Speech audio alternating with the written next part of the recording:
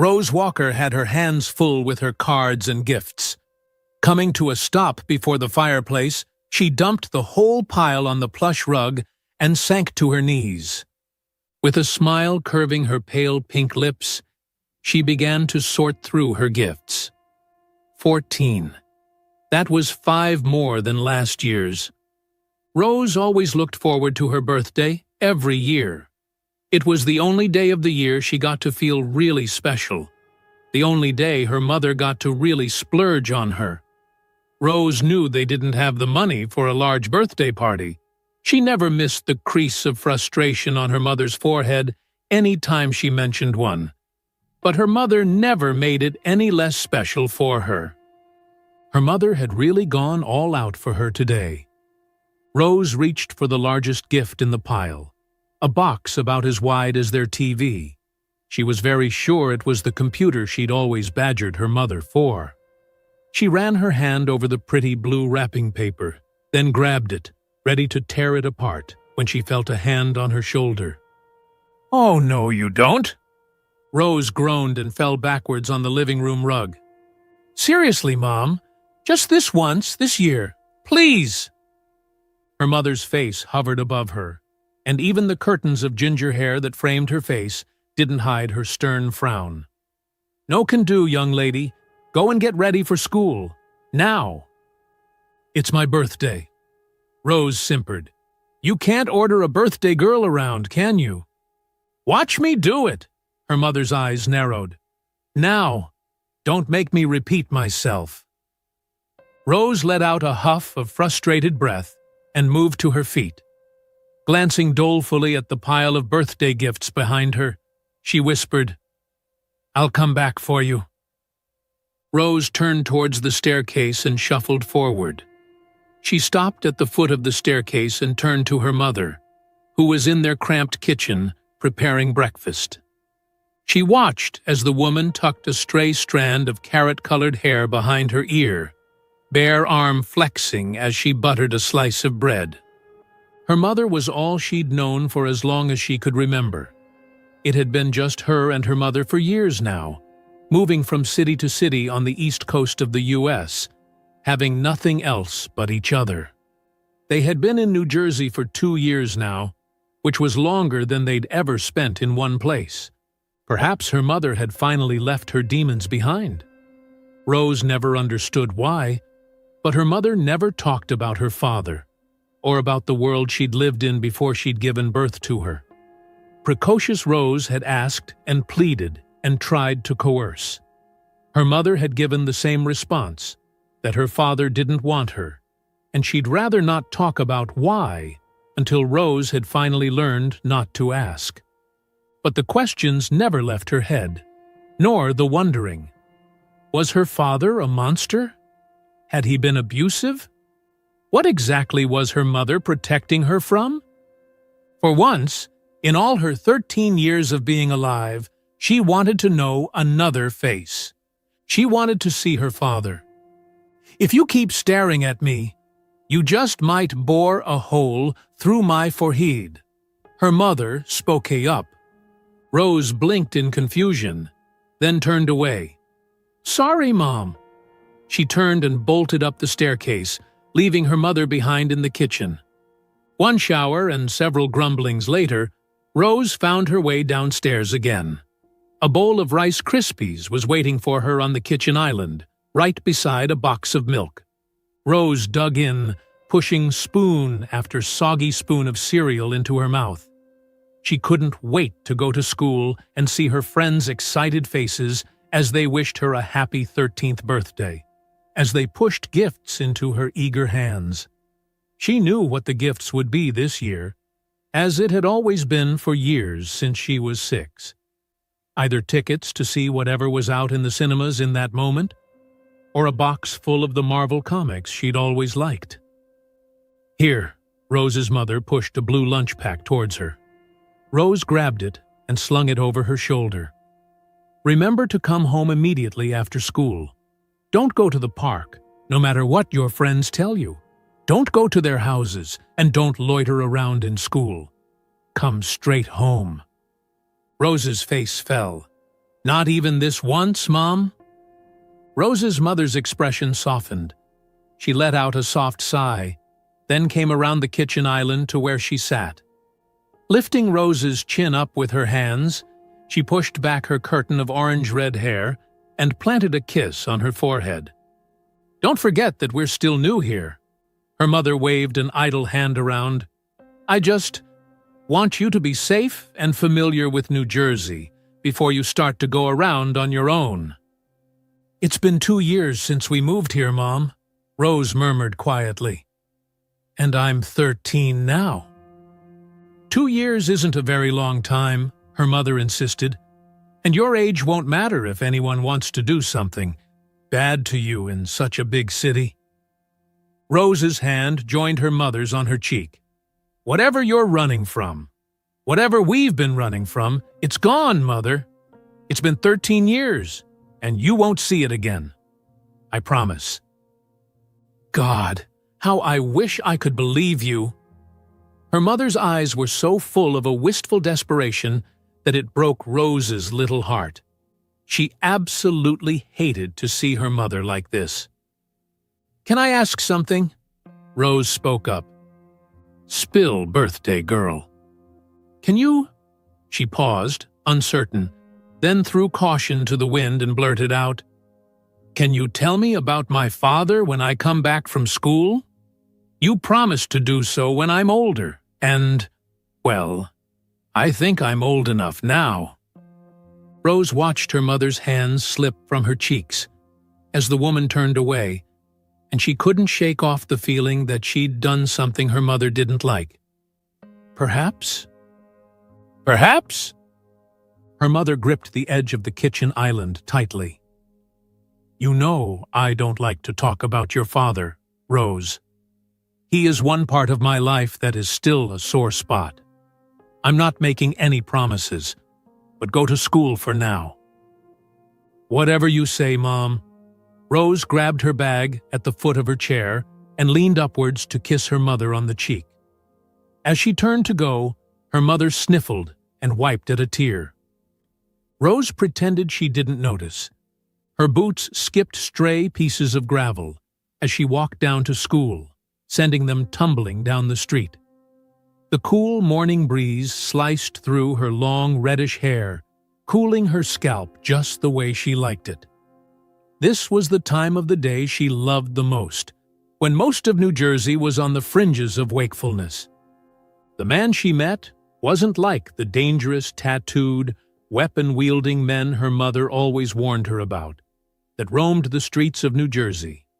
No, this man was just like any other poor, hungry, ragged man she saw in every alley on her way to school.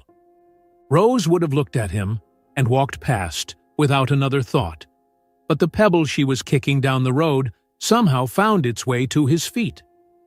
The man picked up the pebble, turning it over and over again in his dirty fingers.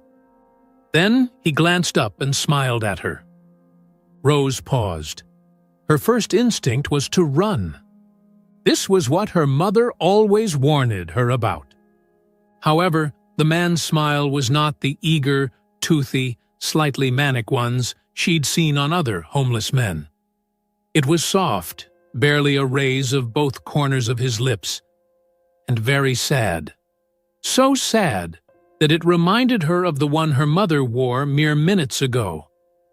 The man threw the pebble back in her direction. It skipped past her, ending up on the other side of the road. "You must be going to school," he noted. "I am," Rose replied hesitantly. The man still scared her quite a bit, even though his demeanor was calming. "Well, you should get on with it," he prompted. "You don't want to be late, do you?" "No, I don't." Rose didn't move. "You look hungry," she finally spoke, after an endless stretch of silence. The man did look hungry, with his faded blue shirt hanging from his neck like rags from a skinny clothes rack. Hollows framed his neck and collarbone, and his cheeks were dark and sunken as well. "I am hungry," the man replied. Rose did the first thing that came to her head. She reached for her lunchbox and unzipped it, then pulled out the tuna sandwich her mother had prepared for lunch that morning. "Here you go," she reached out, offering the sandwich. The man stared at her, face blank, then glanced down at the sandwich. Then, back up. Rose's hand was starting to ache, and so she reached out and grabbed his hand. She placed the sandwich in his palm. "My mom didn't make much, because we're going to have a big birthday lunch later today. But it should serve you," she added. "I hope." Its plastic bag crinkled as the man held the sandwich tight. "Thank you, sweet girl." Rose nodded. A drop of cold rain fell against her cheek, and she squinted at the sky. "It's about to rain." The man's smile widened. Placing the sandwich on the ground, he turned into the alley behind him and emerged a second later with an umbrella. "Come, stay here until the rain passes." Rose didn't hesitate. She could hear her mother's warnings ringing in her head like her alarm clock back home. But she didn't care. Putting one step in front of the other, she reached the homeless man, taking shelter under his umbrella. She pushed her bag from her shoulders and placed it on the alley ground beside her. At that point, the rain had taken over with full force. It tore through the streets with a howling wind, scattering debris and dead leaves and twigs. Through its blinding sheets, Rose could see her schoolmates rushing to school, shielding their heads with everything from tarpaulin sheets to collapsed cardboard boxes to their school bags.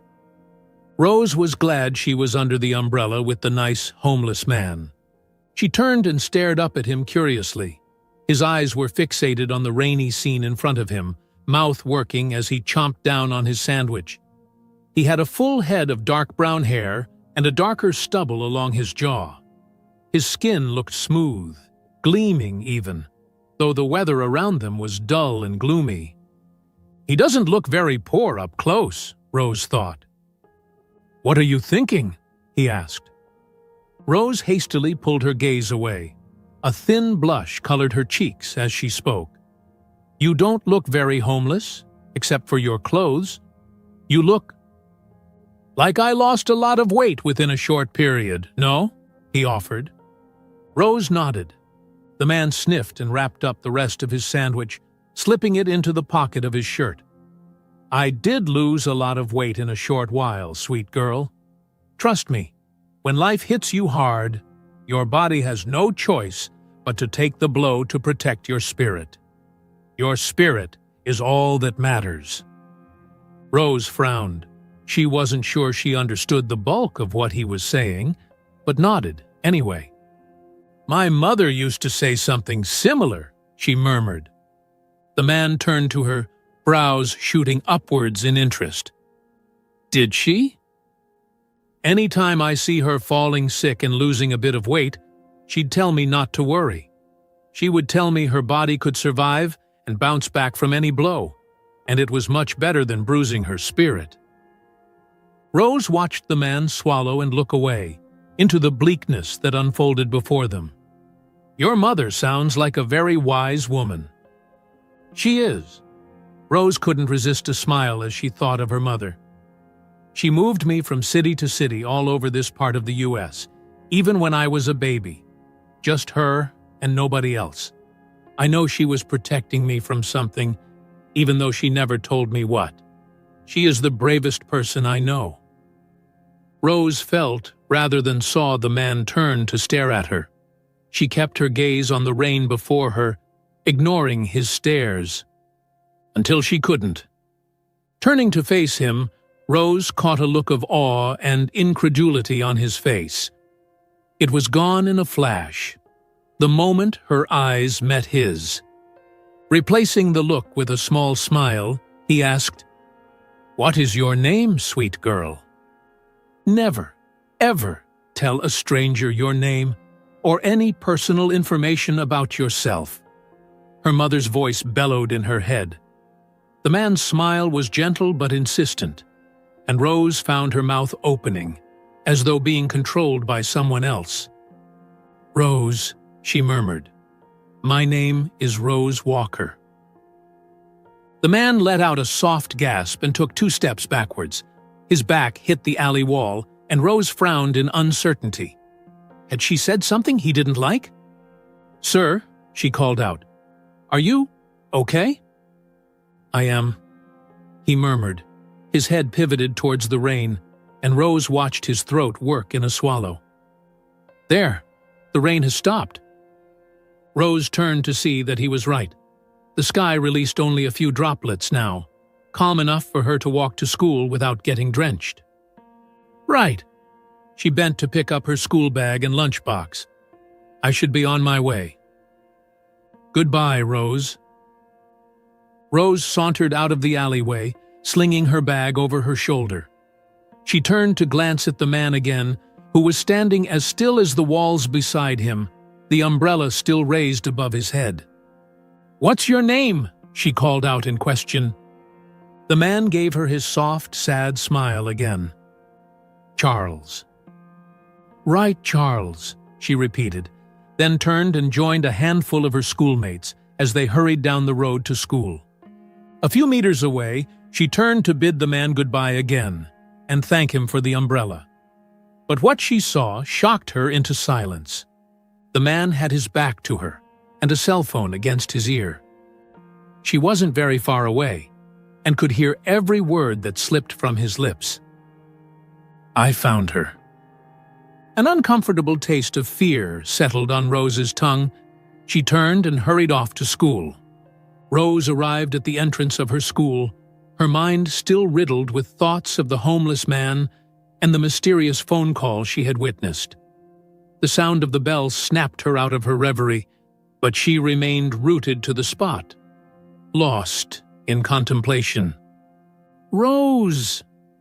Rose turned to see her bespectacled classmate, Jaden, approaching her, his helmet haircut bouncing with each step.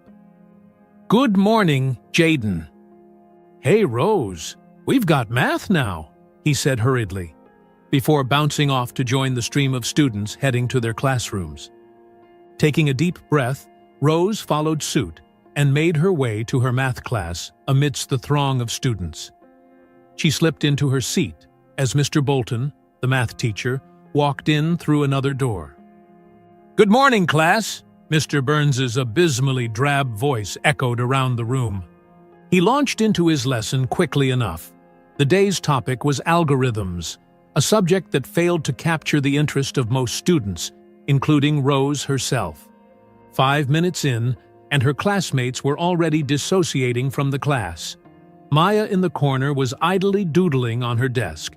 Tracy, who sat beside Rose, was staring at the ceiling, mouth open and eyes glazed in an hypnotic fashion. Cole was right in front of Mr. Burns and snoring away. Mr. Bolton's monotone voice droned on as he wrote equations on the whiteboard. But Rose's thoughts remained elsewhere. Her eyes remained fixated on a spot above the math teacher's head. She fought the urge to sleep. Something within her told her that this was not a mere coincidence. The homeless man didn't exactly look homeless.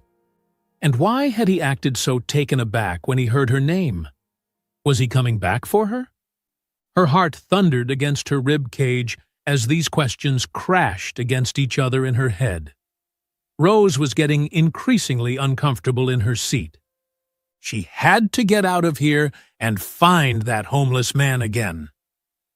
As Mr. Bolton turned to write another algorithm on the board, Rose seized the opportunity. She glanced around the classroom, ensuring that no one was watching, before discreetly slipping her phone out of her pocket. With trembling fingers, she sent a quick text to Jaden, asking him to cover for her if Mr. Bolton noticed her absence. Rose waited for a tiny ding a few seats in front of her. Jaden jerked as the ding woke him from his slumber, then stared at his phone's screen. Then he swiveled and gave her a thumbs up. Rose returned the thumbs up, glancing at Mr. Burns to see if he'd noticed anything. As usual, his attention was fixed on the board before him. Then, with a firm grit of her teeth, Rose quietly slipped out of her seat and made her way to the door, picking up a stray bathroom pass from a shelf in the back. She would need an excuse if a teacher was to find her loitering in the hallways. Rose closed the door quietly behind her. The hallway was deserted, the muffled sounds of Mr. Bolton's voice fading as she hurried towards the exit. Thankfully, no other teacher was in the hallways at that moment. Rose slipped the bathroom pass into her pocket as she pushed the glass doors open and walked out. Rose retraced her steps back to the alleyway, her heart thundering in her chest with each hurried stride. Questions and possibilities chased themselves in her head as she imagined what she might uncover. But when she reached the familiar alleyway, her breath hitched. Rose paused in her tracks, glanced into the dark alleyway, and looked around. She even turned the corner and peered down the street beyond. There was no sign of the homeless man. The alley was eerily quiet, and the only sound was the distant hum of traffic from the street behind her. Panic came alive inside of Rose as she frantically scanned the alley, searching for any trace of the homeless man. Had he moved on? Was he in danger? She did the only thing she could think of at that moment. With tremulous hands and frayed nerves, Rose pulled out her phone and dialed her mother's number, her fingers shaking as she tapped on the screen. The phone rang once, twice, before her mother's voice answered on the other end. "Mom!" Rose gasped, trying to keep her voice steady despite the overwhelming anxiety in her heart. "I need your help. Something's happened." Rose stumbled to the door of their house with tremulous legs and quivering fingers. Those fingers slipped into the pockets of her skirt, rummaging for her copy of the house key. Her fingers found and closed around the cool metal of the key. Rose closed her eyes for one grateful second, then pulled out the key and jammed it into the lock for all the hurry she showed to get into the house. She told a man she'd never met before all about her. The man knew her name, knew her school, knew she had a mother. God!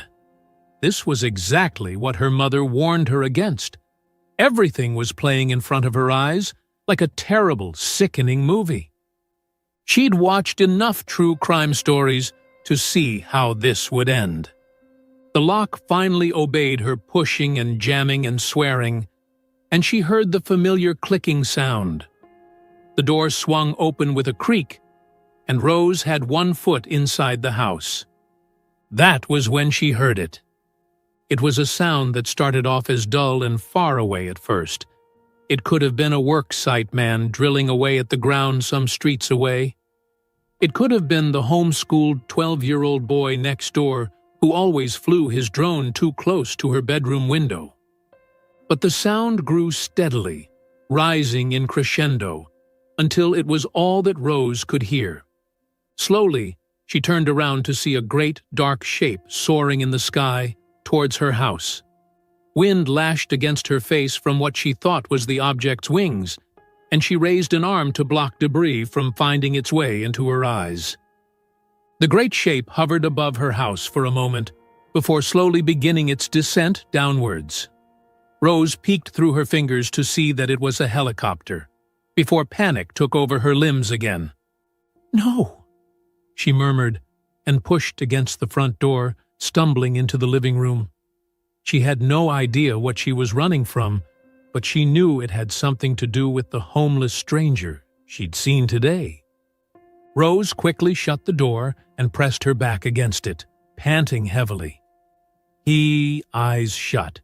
She counted to 20 silently, then peeled them open and looked around. Her gifts still lay at the foot of the fireplace, the way she'd left them that morning. A few yards away, her bowl of cereal sat on the kitchen island, unmoved. "Mom!" she called out, voice tinged with a hint of desperation. "Mom, I'm back!" Stiff silence answered her. Rose took a shuddering breath, fear gluing her to the spot before the door. Of course, her mother wasn't home. Her mother worked at a convenience store on the other side of New Jersey. It would take her at least 1.5 hours of hard driving to get back home on time. Rose listened intently for any sign of life on the other end of the door. The whipping of wind had stopped now, and she didn't hear anything for a while. Then she heard short, sharp footsteps as someone moved to the front door. Rose's heart began to thunder again. A curt knock on the door forced a gasp from her lips. "Rose," came a curious voice. "Rose Walker?" "Go away," Rose snapped. A pause, and then, "I am not here to harm you, Rose. I merely want to show you something." "Go away." "I will not go away until you open the door, Rose. I mean no harm, I promise." The voice, steady and patient, replied. Rose tried to decipher it, tore her thoughts apart to tell if it was the man she'd met in the alleyway. But try as she might, she couldn't. Another knock. "Rose?"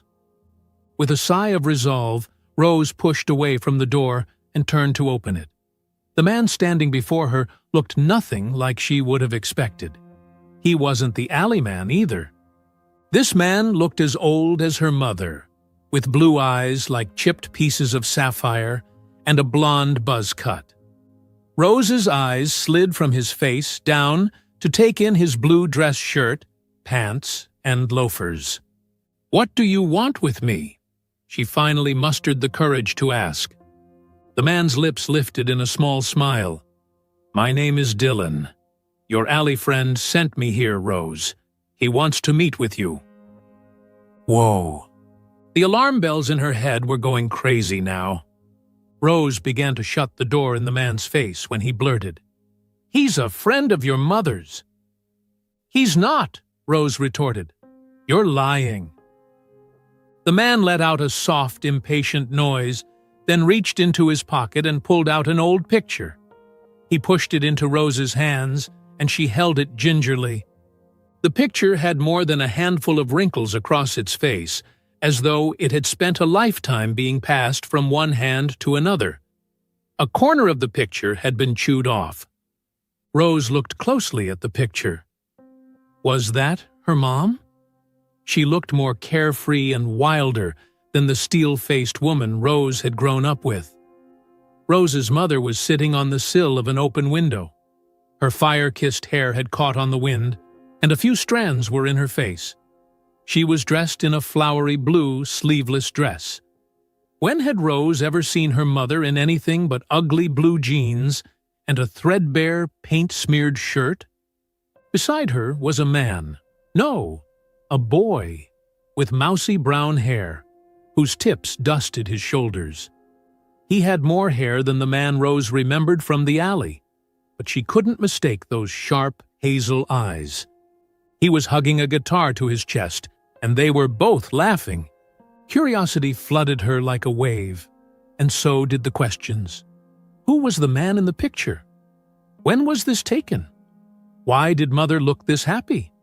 How could this guy, Andrew, have the picture? Was this some sort of trick? What to do now? She stared up at the man again. "Where'd you get this?" "Like I said, I'm a friend of your alley friend, who's a friend of your mother's." "That's an awful lot of friends." "I agree." He stepped back and gestured to the massive aircraft behind him. "Now, I would be delighted if you came along. He's dying to meet you, you see."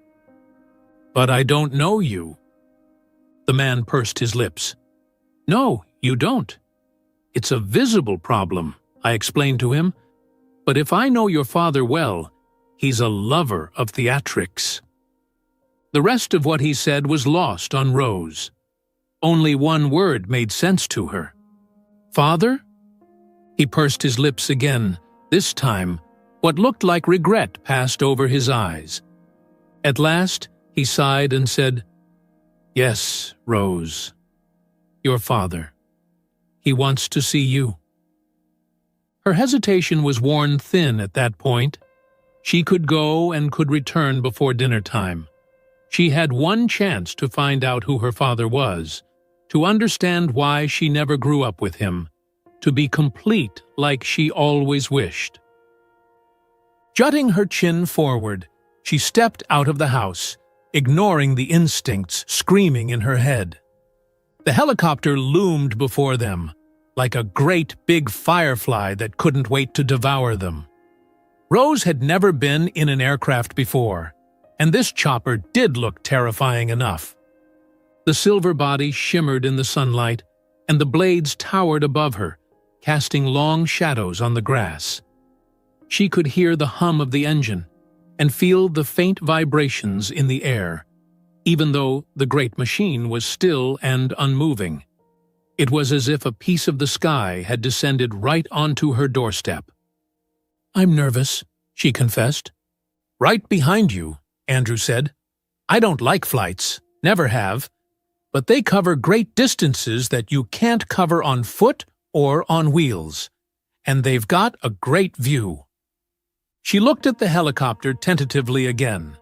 The pilot, a blonde lady with large headphones and a wide smile, waved at her. She waved back. "Dinner time," she repeated, "or my mom would make you all regret knowing her." "I have no doubts about that." Slowly, Rose crossed the lawn with Andrew and walked up to the chopper. She could see the neighborhood kids staring in awe.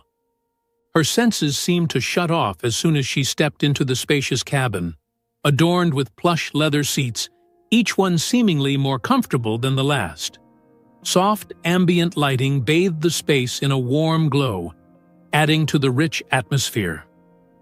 "All right, buckle up, folks. We're clear for takeoff," said the pilot, as she clicked dials into place. Andrew calmly and gently steered Rose to one of the seats and sat down beside her, then clicked in her seatbelt, and then his.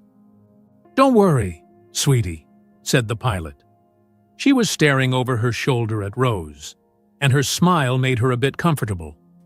"I've flown these babies since birth." "Since birth?" The lady chuckled. No, babies can't fly helicopters, but I've been doing this for a long time. Just sit back and enjoy the view." As the helicopter's engines roared to life, Rose felt a surge of excitement coursing through her veins. The cabin vibrated gently as the rotors spun faster, and she instinctively gripped the armrests with anticipation. The sound of the engines grew louder, drowning out any other noise, and soon enough, she felt gravity's pull as the helicopter began to lift off the ground. The ground slowly left them while they pulled up into the air. The world below shrank steadily until the houses were large dots in the landscape, and the people were smaller dots. She thought she would throw up. "It'll be over soon enough," Andrew assured her. "It helps if you've got a comfort song." She frowned. "A what?" "A comfort song. Here, let me plug these in for you." He gently placed headphones over her ears, and soft music started playing on the speakers, drowning out any other sound. "Not bad, eh?" he mouthed. She nodded and settled back a bit. "We'll be there soon enough," he repeated. He was right. The song was barely over when the rotors slowed down and the aircraft began to descend. Rose looked out the window and beheld the largest building she had ever seen up close. She took off the headphones and pointed at the mansion. "Is that?" "It is the house of your host, yes." She turned back to admire the building as the chopper touched down on the sprawling lawn.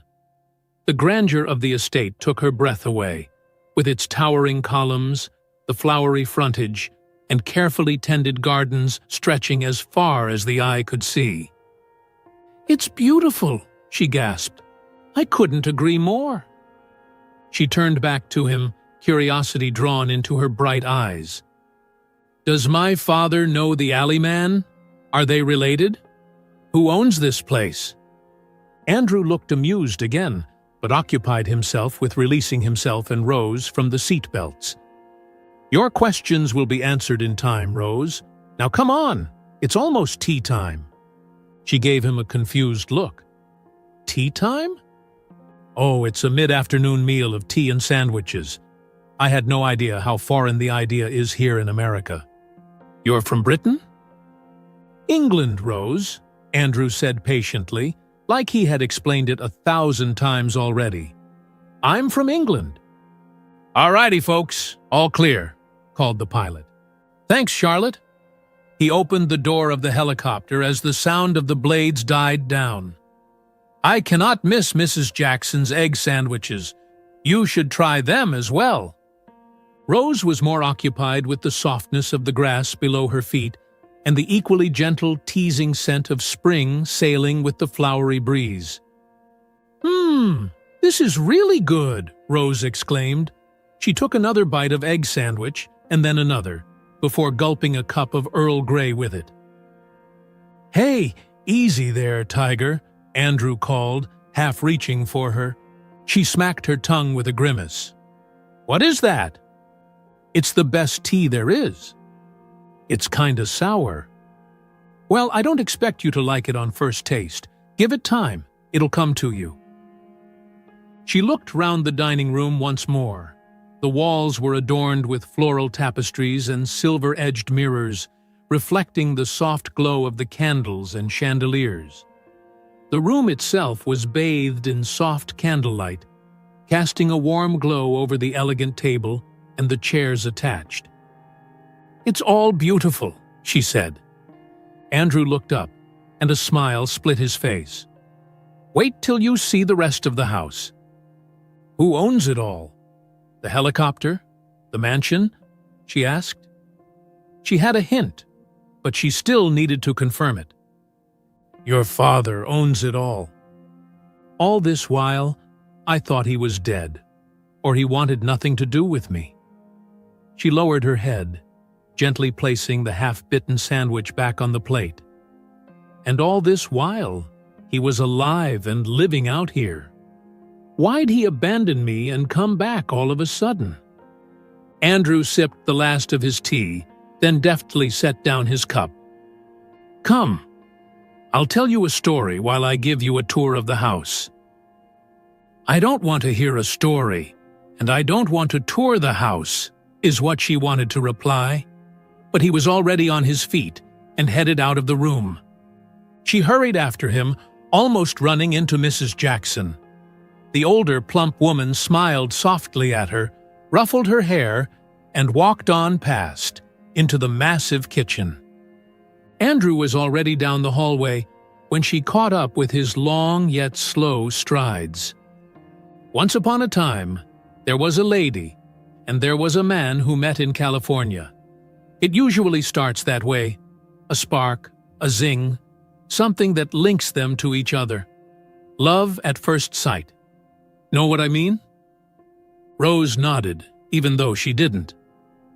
The man in question was the young, budding son of a rich British business magnate who had made his mark in California. The son stood to inherit lots of fortune. And the lady? Well, when compared to him, she wasn't much. Just the average girl trying to get through college. "How did they meet each other?" Rose asked. Andrew smiled. "See, the boy always had this thing for music. He had this great acoustic guitar up in his room that he practiced on. Never really got the hang of it, but he never relented either. They met at Pennsylvania Western University when he came for an arts tour and saw your mother's paintings, then fell in love with the artist herself." Andrew had led them to a large room with smooth wooden floors that looked like they had been waxed recently. He stopped her and motioned down another corridor. "This is the drawing room. Miss Trenton would be pissed if she found someone walking over her waxed floors," he explained. "Who's Miss Trenton?" "The housekeeper. She's got quite the temper. She reminds me of someone in our story. Can you guess who it is?" Rose shook her head. "Well, the lover boy's father, The oil magnate also happened to be an ill-tempered man who doted on his only son like his life support. And when he found out of his son's relationship with some average young girl, he quite simply asked him to call it quits. Did he? Andrew tilted his head slightly. Not immediately, no. If anything, the lover boy's father gave him chance after chance after chance to end things with the ordinary girl. But see, the lover boy was, well, too deeply in love. His head was steeped in it. Wow, Rose exclaimed. Well, the father already had a marriage choice for his son, a young woman named Ivory, who was the daughter of the second wealthiest man in California. Their marriage would mean a strong alliance between the two most powerful families in the city. Ivory didn't like the son, and the feeling between them was mutual. But they had to do it for their fathers. Andrew sighed. Anyway, when his father found out that his son was still hanging out with the lady he had been forbidden to be seen with, he took matters into his own hands. What did he do? Well, he personally met and threatened the innocent young lady. And when a man as big as he was walked up to you and told you a few harsh words, you'd melt right down to your shoes. He stopped in front of a door and clicked it open. The room was empty, but there were realistic paintings of a meadow on the walls. He never put this room to use, Andrew murmured. His face had suddenly grown wistful. Rose's eyes widened slightly. My mom's got design patterns like those in her notebooks. Does she now? That's interesting. He closed the door and continued the tour and the story. Now, the lady was made of steel, but this man was fire, and it seemed she melted outright. So she left. Without a word, she left the state and never looked back. His mother begged him to honor his father's dying wish, which he did.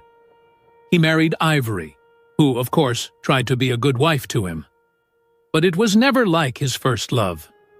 Nothing ever is, to be honest. Our lover boy was heartbroken after his first love disappeared. Didn't eat for days, didn't leave his room, or take a shower. I assure you, that can get very unpleasant to watch after a while. He didn't even show up to his own father's funeral. All he could think of was his lady love and how she'd slipped through his fingers. His marriage with Ivory fell apart after a while, as she was tired of sticking to him when he didn't care as much about her. Andrew shook his head slowly as he continued. I have to admit, she was difficult to find at first. We soon came to realize that painting wasn't the only thing your mother was great at. She was great at hiding, too. But why did she keep running and hiding? Rose asked, voice hushed. The old, scary man is dead now, isn't he? He can't harm her anymore. Andrew shrugged and gave her a small smile. Some things cannot be forgotten, Rose. Trauma cuts deep. And your mother? She loved your father very much, but she was very wise then, as I'm sure she is still. Your grandfather would have harmed you if he knew she was pregnant with you. She wanted to protect you from this life, Rose, and she did a good job of it, too. Rose's eyes were starting to smart. She pulled her gaze to Andrew's shoes. She never told me why we kept running. Hands settled on her shoulders in a comforting gesture. Your mother was doing it to shield you. She successfully kept that life away from you for 13 years. I guess. Rose sniffled and wiped at her face before glancing up again. Can I see my father now? Rose caught herself feeling and sounding eager. She couldn't believe she was this excited to meet a man she never knew existed until a few hours ago. Andrew let out a great sigh again, and his hands slipped from her shoulders. Rose frowned. He's here, is he not? You told me I'd find him here." "I did, and you will," Andrew replied patiently. "But it's late. You should get some rest first." Rose's eyes darted around. There were no windows in the corridor, and it was hard to tell what time it was. "My mom will be worried, and I have school tomorrow." Her voice trailed off. She didn't care one bit about school. If she had to pick between learning about her past and enduring Mr. Burns's mechanical droning, she'd rather go for the former. "One missed day of school won't hurt, and I'm sure your mother will understand." Andrew smiled and gave her a wink. In that moment, she realized just how much he looked like that stranger in the alleyway, Charles. "Come on now, Miss Walker," he urged, steering her down the corridor. "Let me see you to your room."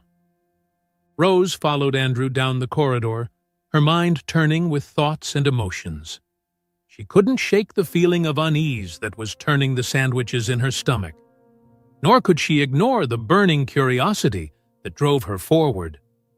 As they walked, Andrew filled the silence with more anecdotes about the mansion and her parents.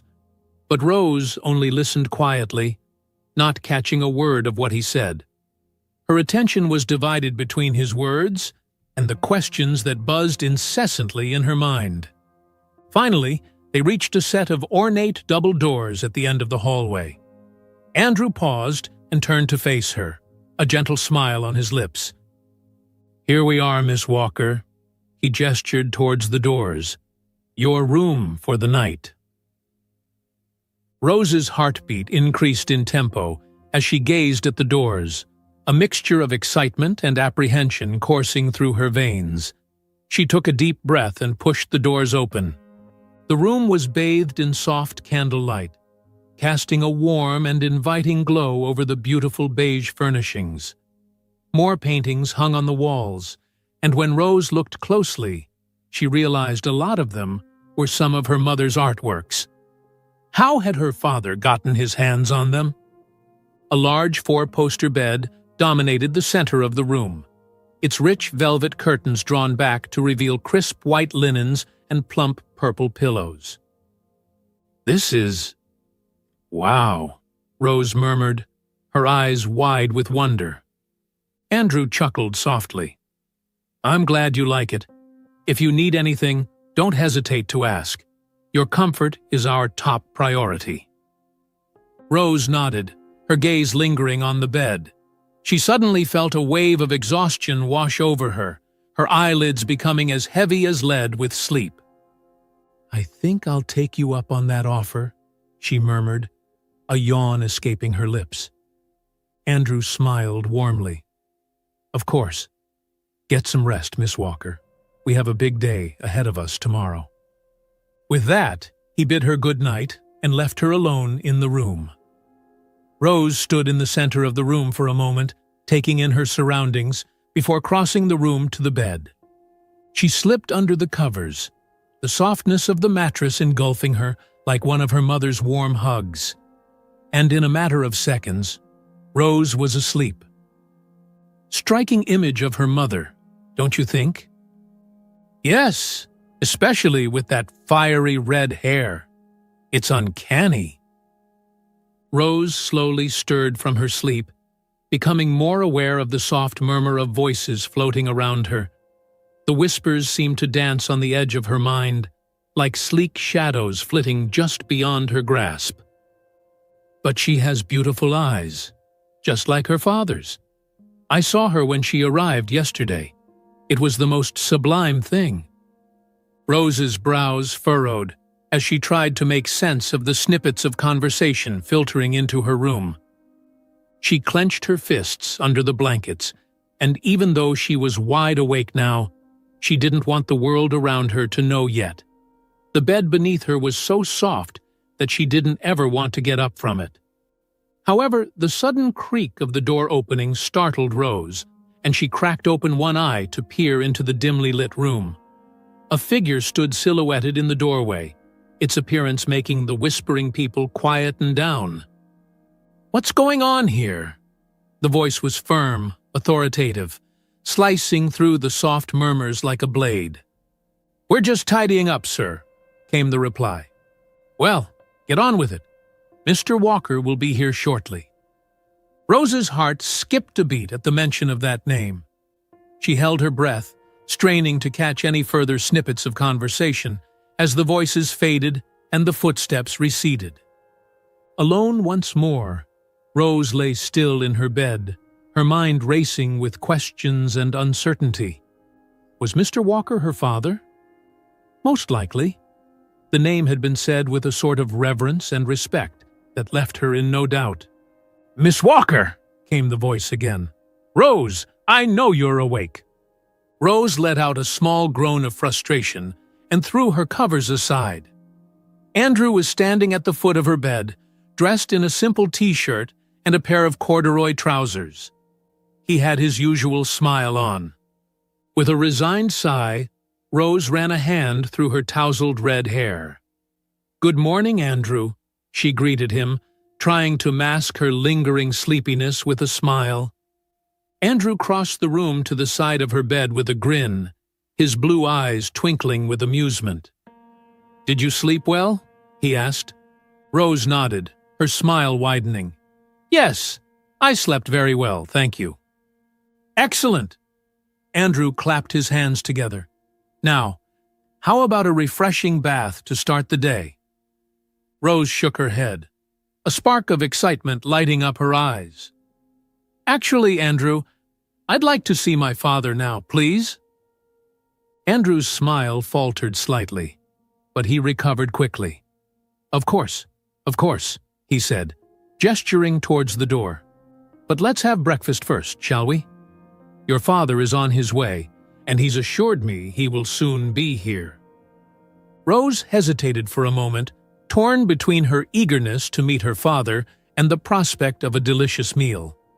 Ultimately, her growling stomach made the decision for her. "All right, breakfast it is," she agreed, her mouth watering at the thought of freshly baked pastries and perhaps a cup of steaming coffee. With a nod of approval, Andrew led the way out of the room and into the corridor. Rose trailed behind him eagerly. They soon arrived at the doors of the dining hall, where the aroma of breakfast greeted them like an old friend. Rose pushed open the mahogany doors to the dining hall, and her eyes widened in amazement at the sight before her. The room was just as grand as she remembered from yesterday, with golden chandeliers casting a warm glow over the polished wooden floors, and more paintings running from one wall to the other. But what truly caught and held her attention was the long dining table that stretched across the room, groaning under the weight of an extravagant feast. Platters of food covered every inch of the table, from delicious-looking roast chicken with golden crispy skin to steaming bowls of buttery mashed potatoes, marmalade, and salad. There were mountains of fluffy scrambled eggs, crispy bacon, and fluffy pancakes drowned in syrup. Bowls of fresh fruit glistened enticingly, while jars of jam and preserves added a splash of color to the spread. It was a veritable feast fit for a king. Rose's mouth watered at the sight of so much delicious food. It was like the birthday lunch she dreamed of having, but somehow never had the chance to experience. She wished her mother was here to see this. Andrew chuckled at the awe on her face and guided her towards the table. "Impressive, isn't it?" he remarked, a hint of pride in his voice. "Help yourself, Rose. There's plenty to go around." Taking a seat at the table, Rose wasted no time in filling her plate with a generous portion of scrambled eggs. As she took her first bite, she couldn't help but moan in delight at the thick texture and rich flavor. Looking up at Andrew with a grin, she exclaimed, "These eggs are amazing! Thank you, Andrew." Andrew smiled back at her warmly, his eyes crinkling at the corners. "I'm glad you like them, Miss Walker," he replied. "There's plenty more where that came from, so don't be shy about helping yourself." Rose opened her mouth to thank Andrew again when the doors of the dining room suddenly swung open again. She turned to watch a man strut inside, wearing a three-piece suit and a dove-gray coat. The first thing that occurred to Rose as she sat there was that the man looked familiar. And then her eyes widened in surprise. Charles? Charles gave her a hesitant smile. He glanced at Andrew, who gave him a reassuring nod of the head, then back at Rose. "Hello, Rose." Questions were crashing into one another in Rose's head. She shook her head, standing to her feet slowly. How did you get here? You look totally different, too." Charles pushed his hands into his coat's pockets and smiled again. "Well, I didn't need that attire anymore, and left the streets to prepare for this moment." "Prepare for what?" The smile slowly faded from Charles's face as he regarded her. "I had to prepare to meet my daughter." Rose's heart pounded in her chest as she stood before Charles, rooted to that very spot. Was this really happening? Was the man she had encountered in the alleyway truly her father? Charles took a tentative step forward, his face lined with worry. Rose could tell that he didn't know what to do. "Rose, I'm sorry for being absent all these years," he began. "I should have been a part of your life."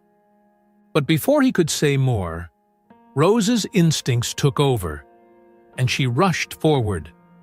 Charles staggered backwards as her arms wrapped around his midriff, covering him in a hug. For a moment, Charles stiffened. He seemed taken aback, as if he hadn't anticipated the gesture. Then, slowly, he eased into the embrace and wrapped his own arms around her. Tears streamed down Rose's cheeks as she held on to her father, feeling a flood of emotions wash over her. It was a moment she had longed for, a moment she had imagined countless times in her dreams. And she was here, right now, living the moment. As they pulled away from the hug, Charles crouched down to Rose's eye level, a tender smile playing on his lips. "You have no idea how much I've missed you, Rose, how much I ached to see you." Rose smiled through her tears, her heart swelling with warmth at her father's words. "I've missed you too, Dad," she replied. That singular word rolled off her tongue with a sense of familiarity she hadn't felt in years. Charles chuckled softly, the sound filled with both joy and sorrow. "I still have your sandwich." Rose's voice joined her father's in laughter. "You can keep it." With a gentle pat on her shoulders, Charles stood to his feet, his gaze lingering on Rose for a moment longer. "Come on, let's go see your mother," he said. "She must be worried to death." This time, they took a car back to Rose's house in downtown New Jersey. Andrew pulled the car to a stop in front of the house and peered out of the window. He exclaimed, "Oh, God." Rose followed Andrew's movement and looked out to see about half a dozen squad cars parked before their front porch. Of course, her mother had alerted the police. Rose opened the car and got down, then waited for her father to do the same. She slipped her hand into his and led him to the front door. Rose reached for the doorknob, but before she could open the door, it swung open to reveal her mother. Her mother's hair was in a messy bun, face streaked with worry and tears. She glanced from Rose to her father, and then back, her expression morphing from worry to confusion. "Hello, Nancy," Charles spoke up after an endless stretch of silence. Their eyes met, and for a moment the years peeled away, leaving raw the emotion that had been buried under a myriad of what-ifs. Nancy's eyes widened in disbelief, a torrent of memories crashing over her as she took in the sight of Charles, not just as the boy she once knew, but as a father, with their daughter by his side. Without a word, tears breached the dams of her eyes, tracing paths down her cheeks. She had lived with the ghost of their love, haunted by the specter of Charles's father, who had driven a wedge so deep between them that it seemed insurmountable. Yet here he was, the embodiment of every dream she had forced herself to forget. As Nancy sobbed into Charlie's shoulder, Rose moved closer, her heart in her throat. When Nancy finally looked up, her eyes met his, a silent conversation passing between them. "Charles, I never thought—" Nancy's voice broke, the weight of the moment pressing down on her. Charles took her hand, the familiarity of her skin against his, igniting a spark that had never truly been extinguished. "Nancy, I'm so sorry for everything, for not being there, for not fighting harder, for letting the shadows of the past dictate our future." Nancy shook her head, a fragile smile dancing on her lips through the tears. "It was not just you, Charles. I was afraid too. Afraid of your father, of the world, of losing you so completely that I hid away, thinking it was better to cherish the memory of us than face the reality of our separation." Charles's gaze was steady, his resolve clear. "I've lived every day with the what-ifs, Nancy. But standing here now, with our daughter, I can't help but think that maybe it's not too late for us, for a new beginning, for a chance to right the wrongs of the past." Nancy looked from Charles to Rose, and back again, the magnitude of the moment enveloping her. "A new beginning," she echoed, the words a whisper of possibility. "Yes," Charles affirmed, squeezing her hand gently. "Together, as a family. It's all I've ever wanted." The room was thick with emotion, the air charged with the potential of what could be. As Rose watched her parents, a sense of belonging enveloped her, the pieces of her identity clicking into place. And in that small, vine-covered cottage, a family began to heal, their love a testament to the enduring power of second chances. One day, Rose and Charles sat facing each other in a local cafe. The air was filled with the scent of fresh coffee and pastries, a comforting backdrop to their profound conversation. Rose, her curiosity piqued, leaned forward, her eyes wide with the anticipation of a story long awaited. "Dad," Rose began, her voice a mix of wonder and skepticism. "What were you doing sitting on that street if you were so well off? It just doesn't add up." Charles leaned back, a warm smile spreading across his face as memories flooded back. He chuckled softly before replying, "Ah, that was all Ivory's doing." "Ivory?" Rose echoed, her brows knitting in confusion. "Yes, Ivory," Charles affirmed, his eyes twinkling with the remnants of old laughter. "She was an old friend of mine, quite unique in her ideas. Ivory was the one who suggested I sit on that very street, promising me that one day I'd see a girl, not just any girl, but one with a heart of gold, walking to school." Rose listened, her mouth slightly agape, as she tried to piece together this unexpected fragment of her father's past. Charles continued, "And she was right. That girl was you, Rose. It was your kindness that brought us together." Then Charles sighed, his expression turning more serious. "Ivory was much more than just a friend. You see, my father, your grandfather, had always hoped I would marry her. But my heart belonged to your mother." Rose nodded, absorbing the weight of her father's words. Charles leaned in, lowering his voice as if to share a secret. "Despite everything, Ivory admired my commitment to Nancy. When we lost touch, it was Ivory who took it upon herself to find your mother and you." Rose's eyes widened in disbelief. She found us? Yes, Charles said, nodding. Ivory has her ways. She's resourceful and determined. She learned about Nancy's workplace, your school, everything. It was her who indirectly led me to you. A silence fell between them, heavy with the realization of the intricate connections that had shaped their lives. But why didn't you ever tell me about her before?